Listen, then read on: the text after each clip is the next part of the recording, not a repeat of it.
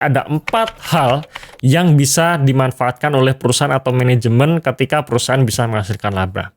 Yang pertama, tentu saja membagi dividen. Ketika kita memiliki suatu perusahaan yang dia rutin membagikan dividen ya, sepanjang laba bersih perusahaan itu positif, kita akan kecipratan. Yang kedua, kadang laba bersih perusahaan tersebut tidak dipakai untuk membagi dividen, alias untuk hal yang lain, seperti membayar hutang perusahaan.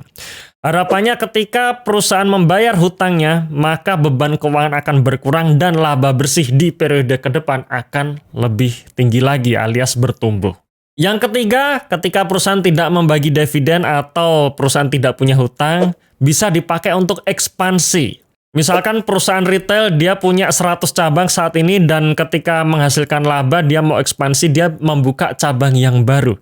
Dan tentu saja ketika membuka cabang baru dengan modal sendiri tidak perlu punya hutang, alias dari laba yang dihasilkan dipakai untuk ekspansi, membuka cabang baru dan harapannya cabang tersebut memberikan keuntungan lebih, maka potensi pertumbuhan laba ke depan akan jauh lebih bisa terrealisasi. Dan ada satu hal lagi, yang keempat, yaitu shares buyback.